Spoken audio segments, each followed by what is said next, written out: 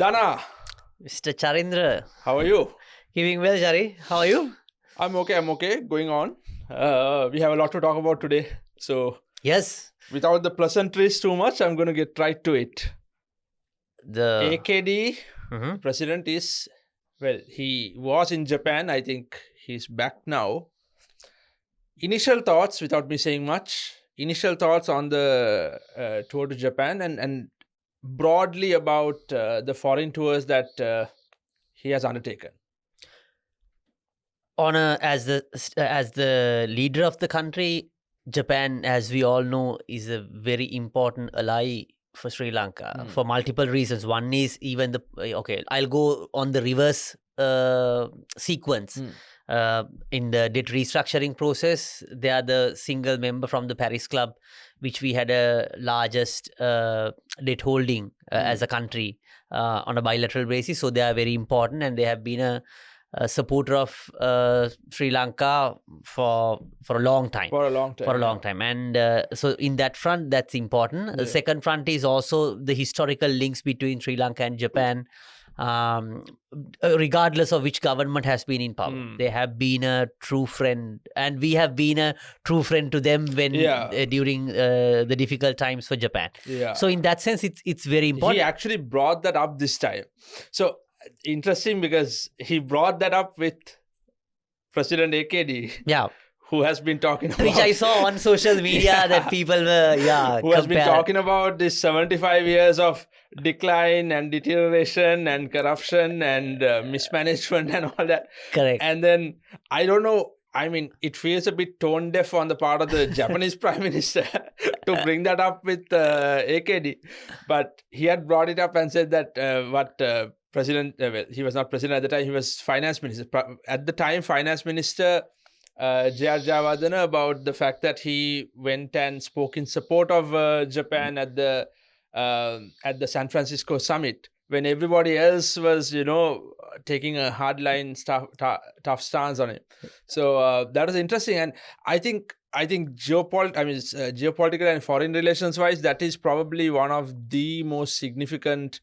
And you can have all the criticism you want about Jayarjavadana, but I think, from a foreign policy perspective, that is the one friendship we seem to have, no matter what, right? Even with the Gotabaya presidency, when projects were being, delayed and cancelled, especially it was the LRT, right? So even then, that was, I think, the lower step of the relationship. Yeah. But after that, it has now recovered. So.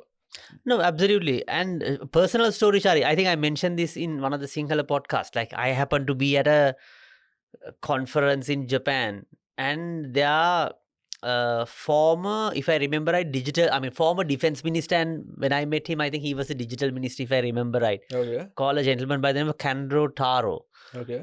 So I met him. I met him at when Sri Lanka was at the lowest point. We had the crisis and everything was not in good shape. So there was in that conference, when he was at a panel discussion with the former Australian Prime Minister, this question came up on debt sustainability, and Sri Lanka, our name, of course, dragged in. Yeah. And they asked, any Sri Lankans, and I was like, okay. And I had to raise that. And then afterwards, I had a very cordial conversation with him. And he said something unforgettable. So he basically, after the panel, I went to him and spoke to him. And he said, what's happening in Sri Lanka, so on and so forth. Then he said, son, what happened to our LRT project? Now, this is one of the senior ministers.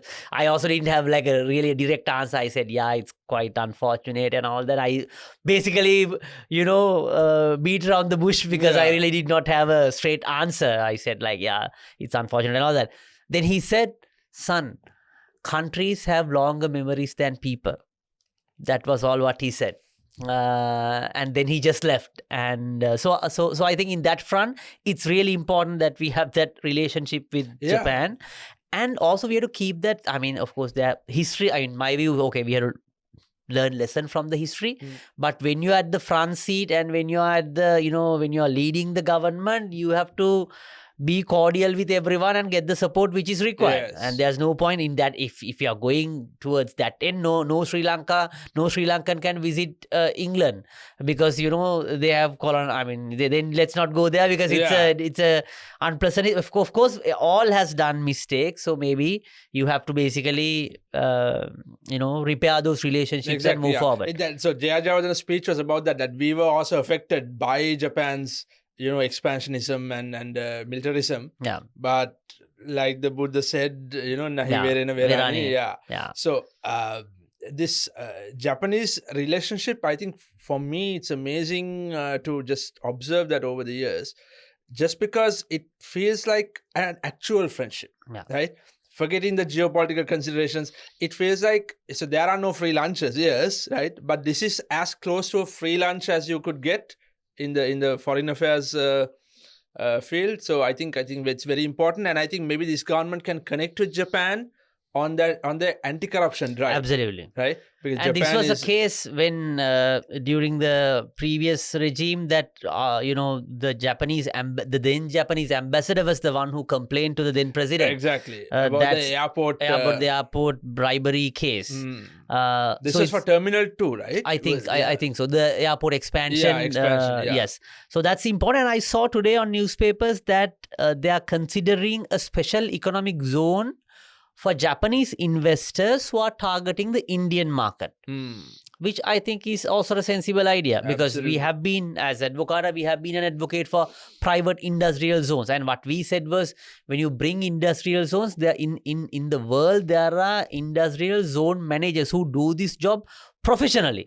So Japan is one of those countries. Of course, there are South Korea, Vietnam, who basically professionally design industrial zones and who operate industrial zones. So they know the thickness of the road, which is good for containers and all that. So they go to that level of detail, and they know how the water treatment has to be done, how the rest of the ecosystem has to work, what is the emission levels, temperatures and everything. There are a lot of technical details that they know how to manage. So, and also looking at the Indian market, because already we have some level of free trade agreement with India. So actually, if we can accelerate and sell it to Japan on that front, it is good. And also, as we all know, there's a military agreement between India, Australia, Japan and US, which is the Quad. So on that front, India will also be comfortable. And regardless of the geopolitical shifts, Japan still is a major power, and we can learn quite a lot on the productivity improvement that they do. And they also have an aging population. So in that front, I think Japan is vital. I think we have to reactivate some of the projects that we missed out and repair those relationships, because they are a very, very important partner, especially to put Sri Lanka on the map when it is needed. I think the two countries that it can be that three countries, probably China, Japan and India. But of course, with the geopolitical alignment, we have to keep both sides open because with the Western world, it is Japan, it's easier. Probably with the other allies, it's China that you have to get their support. So, but I mean, it's actually unfortunate for us that Japan, when this relationship began, Japan was just entering the fold again after the World War. But then Japan developed so fast that it actually ended up as the second premier economy in the world after the US. But this period of, stagnation that they have experienced, now they are way down the ranking. Correct. So it's kind of unfortunate for us also that our best friend has gone from number 2 way down the list. That's quite unfortunate. Hopefully they can regain their, past glory. But yes, that's unfortunate. But still, as we all know, Japan is still a big player for a country like Sri Lanka, especially on technological cooperation. And also, I think Sri Lanka is also an important partner for Japan, especially when it comes to the vehicle imports, especially the reconditioned vehicles. But for Sri Lanka, there are a lot that we can gain from Japan. And interestingly, I saw, I think President, did he mention that there'll be no taxes and indicated, was it in Japan or in the US? I really cannot recall. It was in the US when he was meeting Sri Lankans. Sri Lankans, okay. Right? Okay. So that's a That's a separate conversation. Yes, but yes.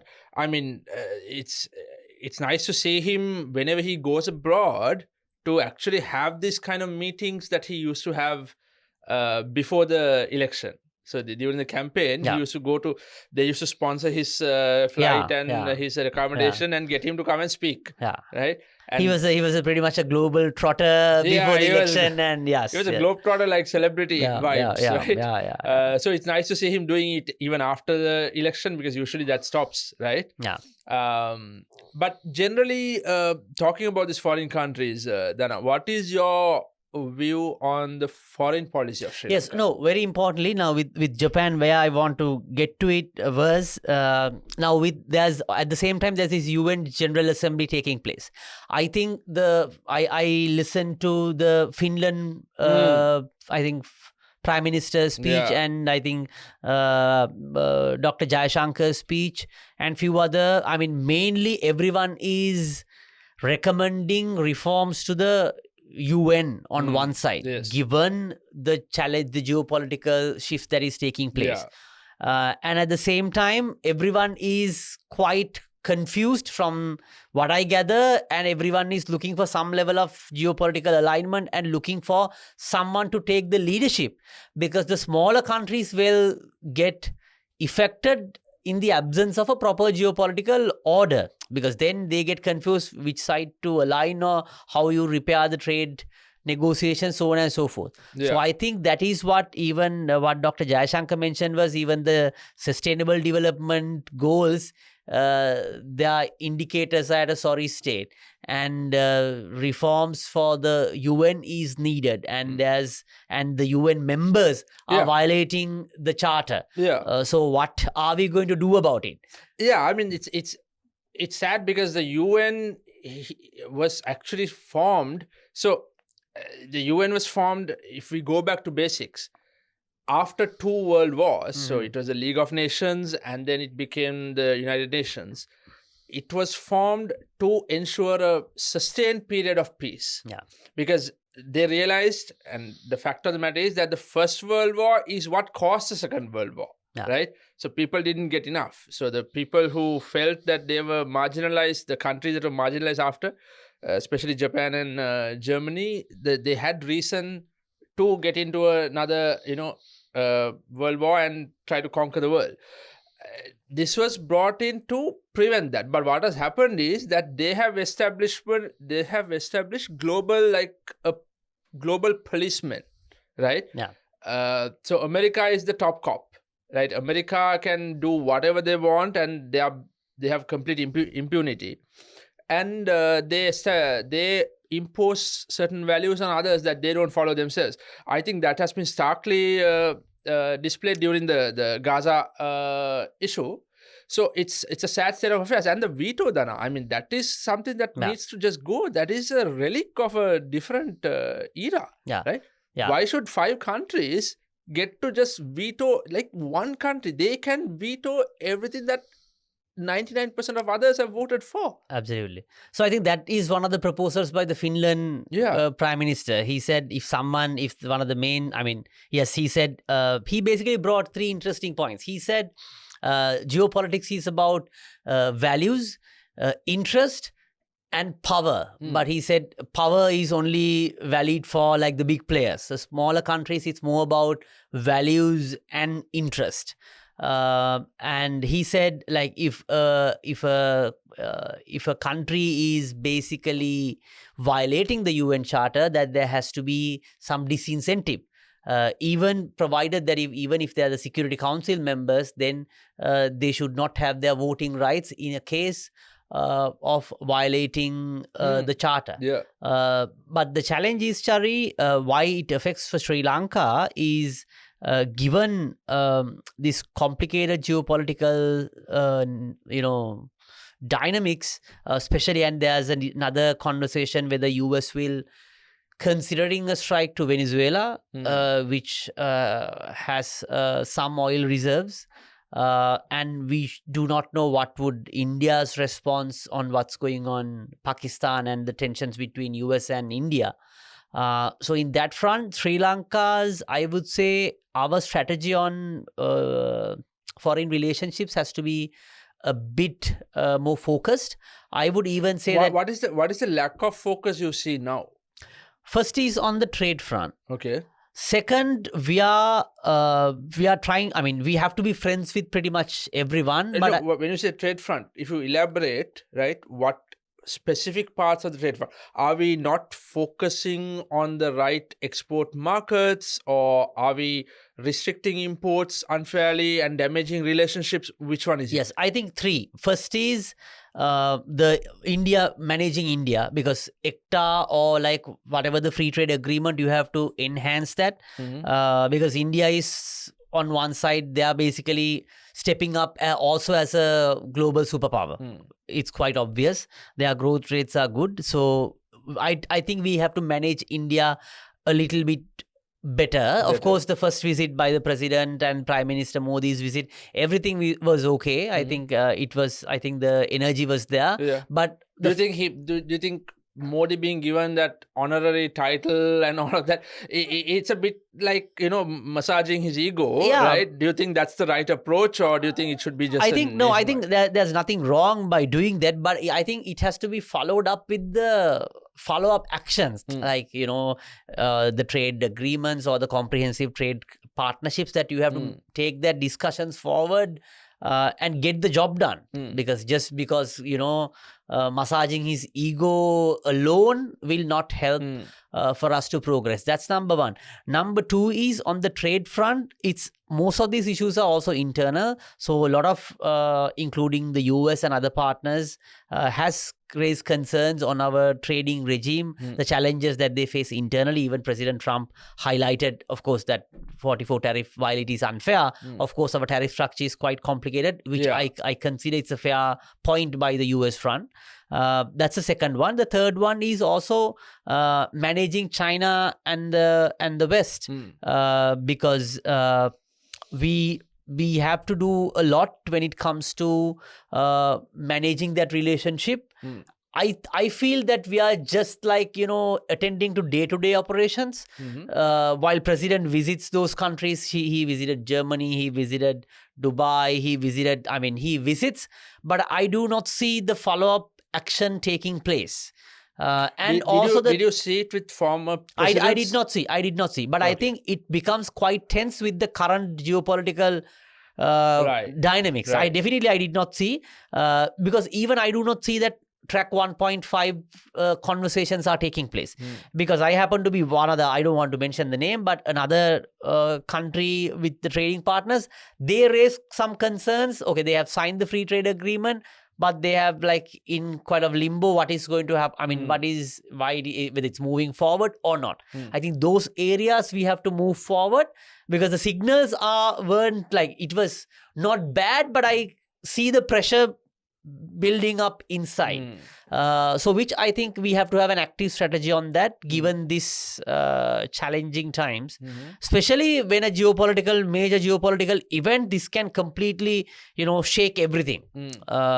Till there are issues, but still it was like not a major thing. But if a trigger event can basically confuse us. So that's why I think it's important that we have a strategy. And this geopolitical also, Chari, you cannot, start it like overnight. No, you have to build that. It's a slow relationship that you have to basically slowly cultivate. So in that front, I think we should consider a few scenarios and have that upfront conversation. In a scenario like this has to be our alignment. In a scenario like this has to be our alignment, and to keep them informed that we are neutral and how are we going to do it. Because otherwise, when you try to react, I think the best case is if, let's say, the Chinese vessel try to, come to Sri Lankan waters, I think the China should know what would be our stance beforehand. India and Japan and the US should know what would be our stance. So then it brings the temperature down. And also, interestingly, now there's a realignment altogether, right? So the example you mentioned, the issue with the Chinese vessel coming in was for India. Right? So India was pulling that issue. Now Trump has managed to somehow unite China and India. So technically now it feels like a East versus West battle all over again. Yeah. Right. Yeah. So India was actually in the US camp because the US needed India as a counterpoint to Chinese dominance in Asia. Yeah. So the two Asian powers and US had one, and they were trying to control through India. China stood on its own with its own sphere of influence, and the BRI, Belt and Road Initiative. So in that sense, now if I ask you which side, and don't be on the fence and say we have to balance both sides, but which side is a safer bet for us, especially with all the turmoil going on in the US, and look at it from an economic point of view, especially, right? Which is a safer side for us to be I think, on? Chari, the reality is you cannot forget India because they are closer, and they are economically they are doing well, and I mean we have to take the side most of the time what India takes, because otherwise it would be geopolitically unrealistic for us. I think it's the same for India, because they want to make sure that Sri Lanka takes the same side that they take, because otherwise it would be difficult. Yes. And as you said, now it's slightly realigned with India and China. Otherwise, it could have been quite a challenging situation. Exactly, yeah. And I think this also leads up to the next conversation on the port city, because one reason I think the port city to prosper, I think we have to have India's support. Because generally the financial cities are targeting a bigger market, and the bigger market next to us is India. Yeah. And without India's support, it's very unlikely that we can even initiate, take the concept like port city to the next stage. So that's why I said... When you say support, what do you mean exactly? Is it investment They have support to or in terms of... investment, and they have to endorse the product. No? Yeah. So without their endorsement, no one is going to basically come past India without their endorsement. Yeah. So we have to have their support. So that's why I said the geopolitics. I mean the location realities. You have to go with India. And that has been the tradition for a long time. I mean, tradition in the sense, even if you look at the religion, cultural, it doesn't mean that it comes like it's not a free lunch. I mean, you have to, there'll be so many other issues coming with that reality. Of course, yeah. But I mean, we can't have a foreign policy without, I mean, the foreign policy has to start with India. For better or worse, it has to start with India. Absolutely. And then factor in everybody else. Exactly. Right? It can't start with the US or China. Exactly. So you got the point. You shed light in better terms. But about now, since we are talking about Port City, did you see the recent the decision by the president, the Gazette issued, curtailing some of the investment benefits that were provided earlier? Yeah. So this is a SDP, right? Strategic Development Project. So for strategic development projects, you can grant massive tax holidays and other perks. Now that has been curtailed. Initially, good thing or bad thing? I think initially good thing. Okay. Advocata has always been in the side, like, okay, I have to explain my stance. We are for a lower tax overall regime, and the way that you can bring the taxes down is by cutting down the expenditure.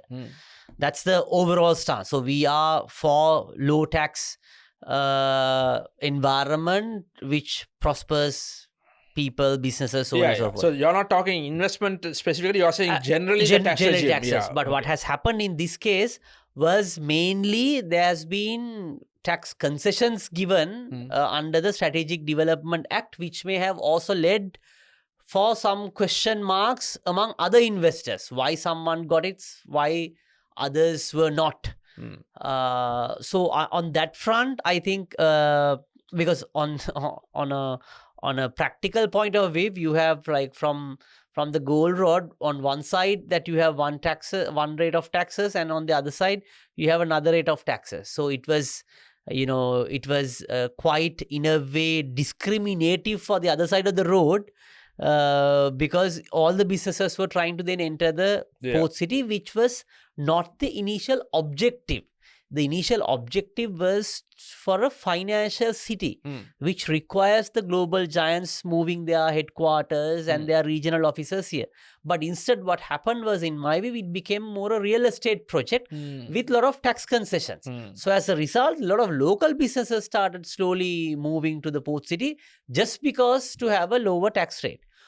In fairness to Port City, what they said was, okay, as a location, you really do not have anything else to offer. Where, your investment environment, everything, I mean, there are better players in the region. So you have to offer something. And the only thing that was left to offer was the tax concessions. Was their argument. I mean, there will be some truth to it because we really did not have a better product to offer. But the challenge is when you give this outrageous, 35-year unlimited tax holidays, what is the ripple impact on the economy? So in that front, and I mean, you have to wait a generation to reap the benefits of that as the investment destination. Absolutely. Right? So in that front, I think at some level of curtailment is better.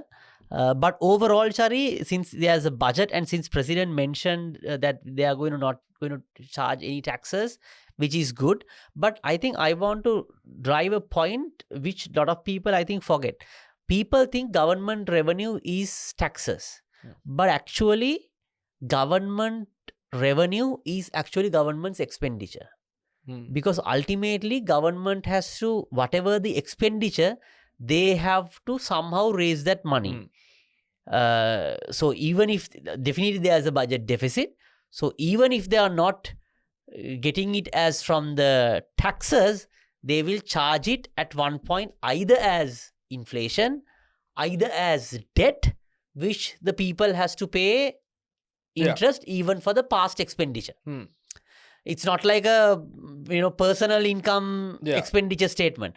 Government's real income actually is its expenditure, while we only consider about the taxes. So that's why we are saying curtail the expenditure. It doesn't mean, okay, if you really want to do healthcare, education, please spend money, that's fine.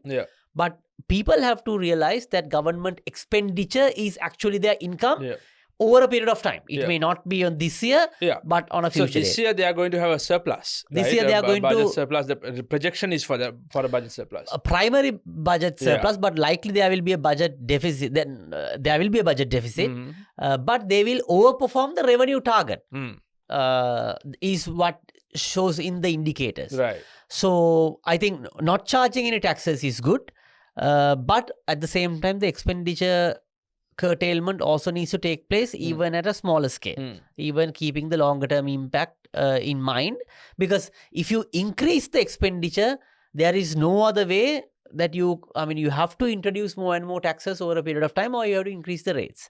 So that's the first point that I want to drive. And also we have to keep the taxes, we have to adhere for tax principles. It has to be transparent, it has to be simple, it has to be neutral, it has to be stable. We have to have those tax principles, we have to adhere for those tax principles. And also taxes, we have to think on the comparative basis. Like your taxes has to be competitive with your regional competitors. Because when when UK charges 25% tax, we cannot charge 30% tax. There may be a case because of our interest payments and all that, we have to collect revenue.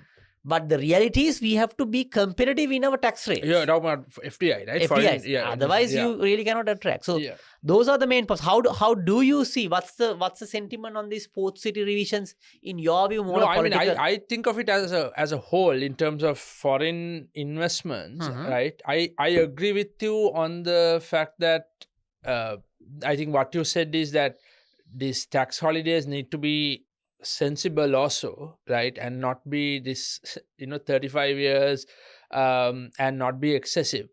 So I agree with that.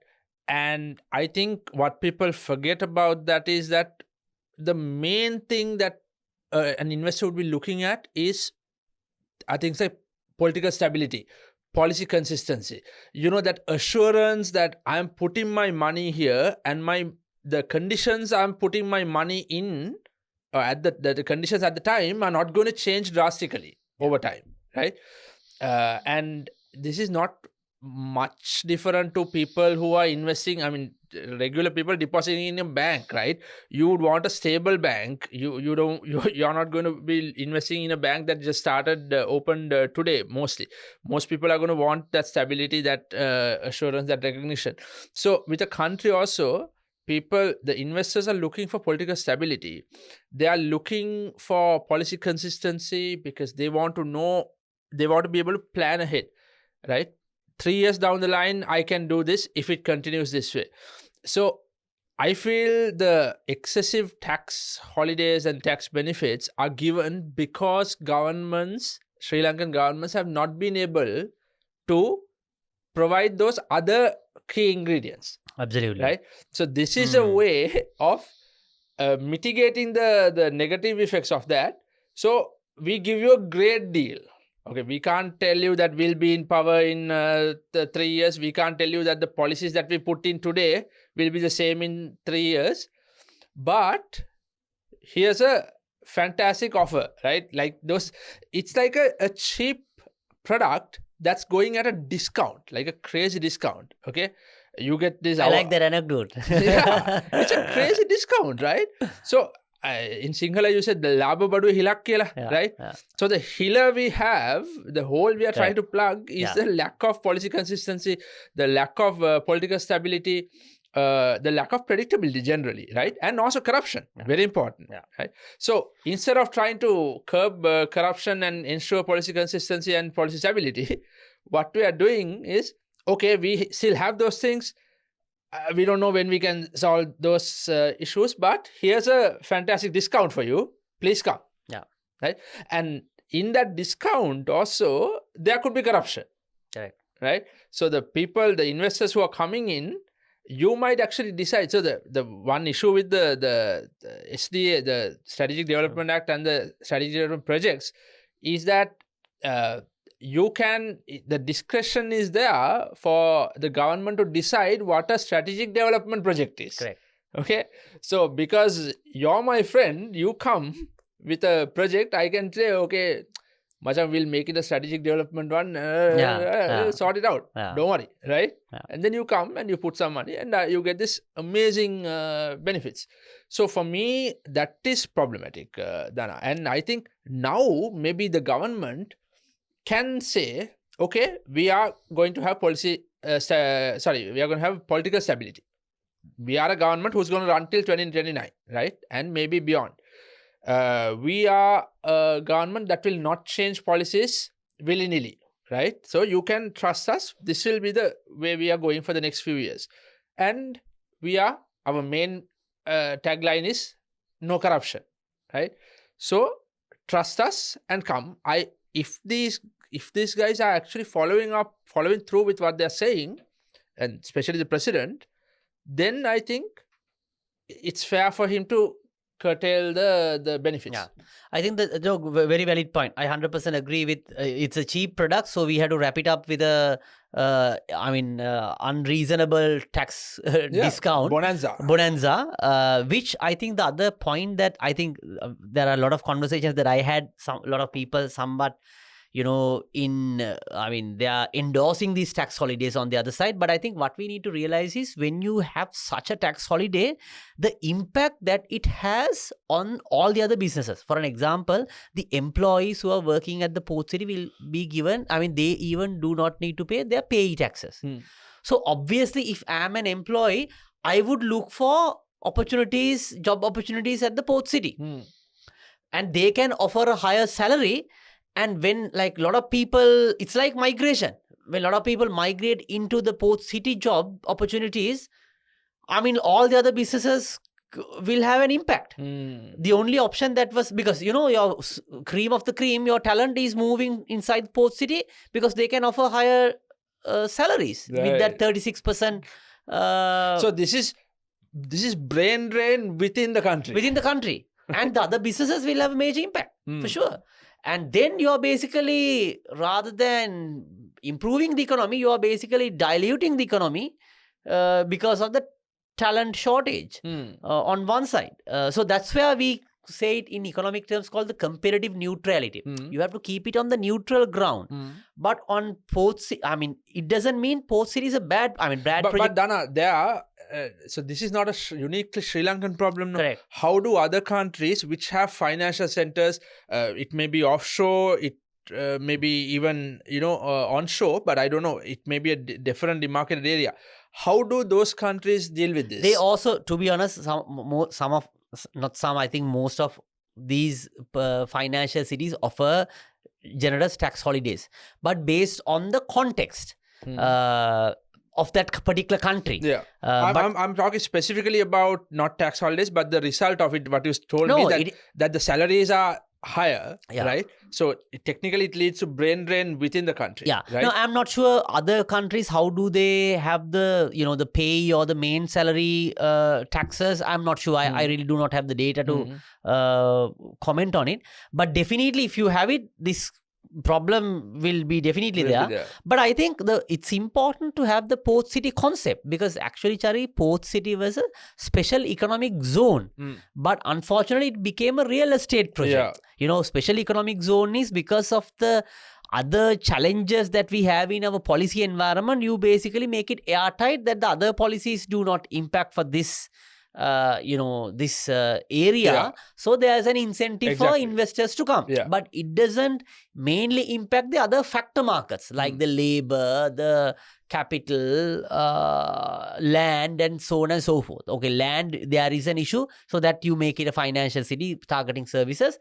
But ideally, we should have more of the special economic zone. I would even recommend another special economic zone in Trincomalee or one in Jaffna, where you have your mediation takes place in Singapore, which is, otherwise you have to stay in Sri Lankan courts. It takes about 20 years, 15 years. So those facilities we have to provide. But when it comes to the level playing field on factor markets, ideally you have to keep it somewhat equal.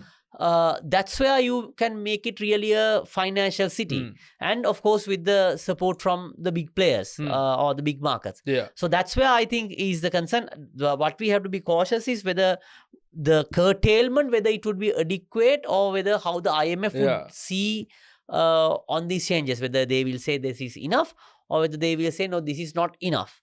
That's where would be the real challenge. And that's a point that we couldn't mention, that the IMF has been pushing for this as well. Absolutely. So, the government can take some credit for curtailing it, but like with a lot of things with the Ranil Wickremesinghe government, it is the push that makes things happen. Absolutely. Push from the IMF, because we love being pushed into doing things without doing it ourselves. Right? Yeah. So, but about what you said about this real estate, it's quite an interesting point, right? So when, in your experience or understanding, did it go from a financial center into a real estate project? And isn't it also about plugging a hole in a different way? So you're not getting the kind of investments you wanted for a financial center, and therefore you just let anybody come in and build, right? And then it turns into a real estate project. I think it's purely the government's our fault. I do not blame anything for China or anyone, because the when you have a financial city, the investors come based on the product that you offer. So you have to define the regulatory framework as fast as possible. I think there were multiple committees appointed and there was a debate in the parliament, but still I think the regulatory framework was not very clear. Without that clear regulatory framework, no investor will put their money. I think that's which is going on. And then you try to sell the land blocks instead of attracting as a financial city. And the concept of a financial city is you have all the players in the same center, so your transaction cost is less and it's easy to work around. And now what we see is just few businesses which was on the other side of the road just shifting their office to the Port City just to get the tax concession. It won't make it a financial city. What we need Colpetty to exactly from Colpetty to Port City, right? Not it is not the financial city. Financial city means you're basically the Facebooks and Google and whoever the services, the shipping agents and whoever has to come to this financial city, and their headquarters has to slowly move here, or like their regional officers has to move here. and that's where it becomes workable. So it's basically, I would say the drift was the delay that took place under multiple governments. There were multiple committees appointed. So that was the delay. But Port City is a needed concept. It is. Yeah. I highly endorse. And in fact, And it's Advocata. not and people have to understand, it is not a Rajapaksa project. As Absolutely. Such. You know, it is a project conceptually that is good for the country. Absolutely. And in fact, China, this was a concept, I remember it like yesterday, when this bill was in debate in the parliament, we did a live commentary about the debate, and we did a video, I think it's still available, on how actually this is coming from this Shenzhen Shenzhen model in China. Yeah. That was, if I remember right, this Deng Xiaoping's concept on how, because he had a problem, a lot of Chinese people were just swimming across the ocean because on the other side it is Hong Kong for better economic opportunity. So then he did not have any choice. He said like, okay, why don't we create the similar economic conditions in Shenzhen, so then we can stop our people going to the other side. And the concept was creating a special economic zone, easy to do business, less regulation, and providing that ecosystem to businesses to prosper. Exactly. So I think that concept is needed. In fact, we had to make entire Sri Lanka a special economic zone, but given the limitations, at least we have to have special zones which is more, environment business friendly. That's the way forward. Chari also wanted to know, like, what is the political take or like the politics of it, because of now when you curtail the tax concessions, how would you see on a geopolitical angle or with an IMF pressure, how do you see the government will react to it? And what are the potential challenges? No, I generally think that the government, like I touched on earlier, the government needs to attract investors, foreign investors, on merit. That is the government's merit, the country's merit. If they have a strong enough product, they can go out with it. One thing the government will have to do is properly market it, right? Now, they are not marketing Sri Lanka in terms of tourism, right? I'm quite disappointed about that. So we are getting organic tourism growth, but not really, marketing led. So like that, they can't market Sri Lanka that way with that lethargy when it comes to as an investment destination. As an investment destination, highlight what Sri Lanka has to offer and bring them into the mix, bring the government into the mix. Sri Lanka is this way because we have mainly those three things I mentioned earlier: political stability, policy consistency, and no corruption or minimal corruption. And also, there's a fourth one I forgot. The legal environment, right? If there is some issue, that's a big problem, no? Yeah. As an investor, if you face some issue, we will help you get it resolved fast, right? Without it languishing in the courts for years and years, right? That's another important matter. So they have to really, I don't see Sri Lanka being packaged like that, Dana, right? When you go out, now there are investment promotions, investment road shows, all of this that these people go to. I don't know, and somebody can comment on this video saying, no, we are doing it, right? And that's fine.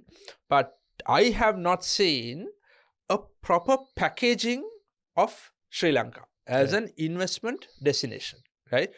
And as that package changes over time, right? So you can't have the same package you had when the war ended.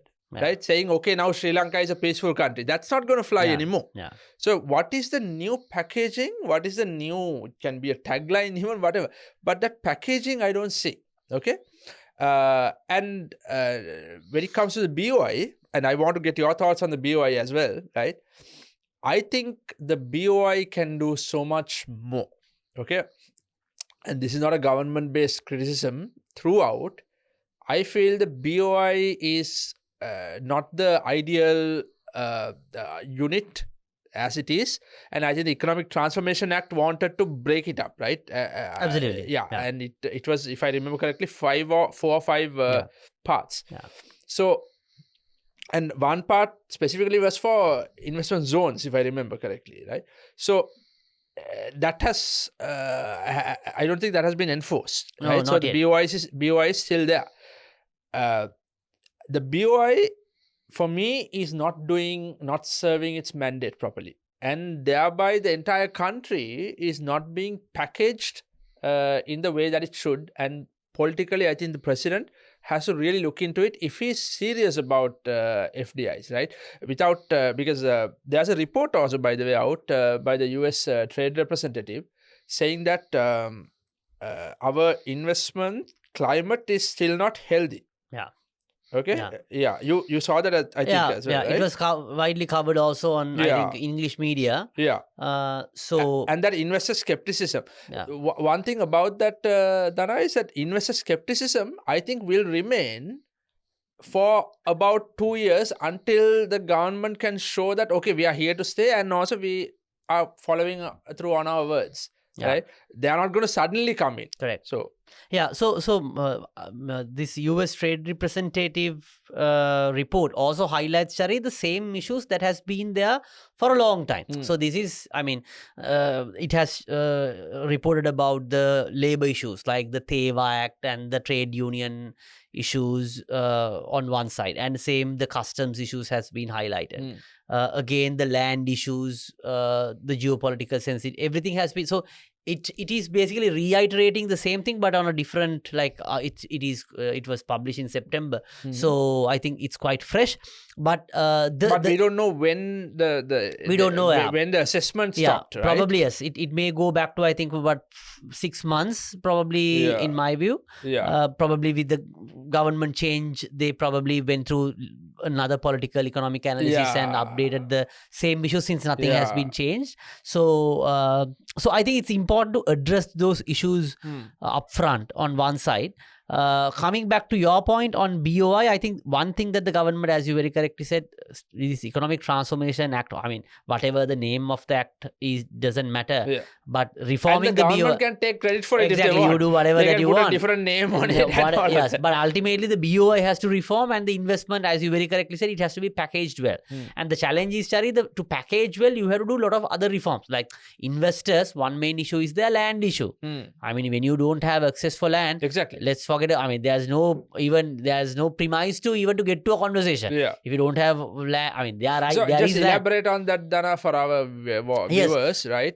The land problem, exactly. No, land problem is I'm not talking about the common man's land problem that you have a deed and all that. That's a separate issue that we can do another podcast. Out of the industrial zones, about more than 90% of the land is occupied. Where it is available is fairly logistically challenging areas, Eravur and all that.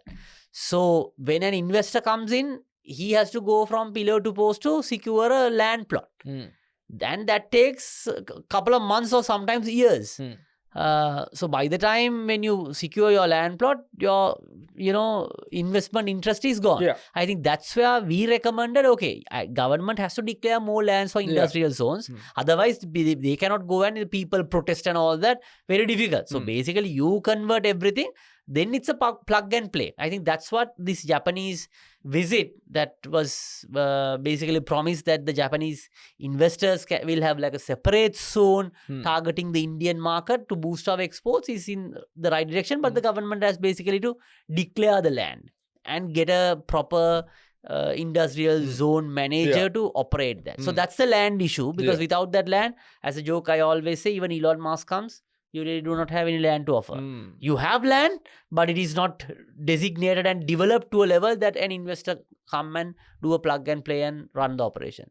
So that's where it is. And also, land doesn't mean just the land. You have to have that water access, electricity, internet, transport, everything. So that is the problem. So I think, and the marketing of that would have to be with the, like you said, a new zone being established or something.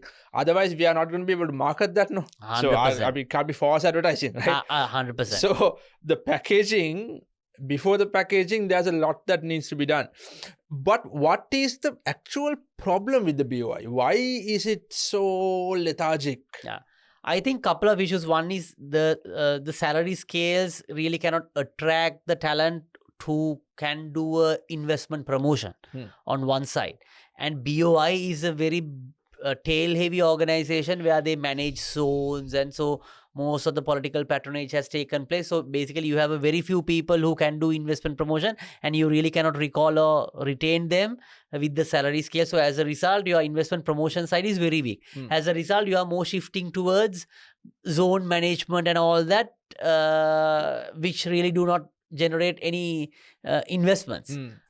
So definitely there has to be some operational things that they are bogged down with. And you have to have a separate arm to actively promote the most important thing that you mentioned. You have to package it. You have to package based on the global dimensions. Now, okay, you have an access to the Indian market. You have this and that, and at the same time, you as a strategically, you have to basically connect with the other markets to bring that investment. For example, if we have a better trade agreement with India, we can basically promote it for the investors who really do not have a free trade agreement with India, because then there's an incentive for them to come here.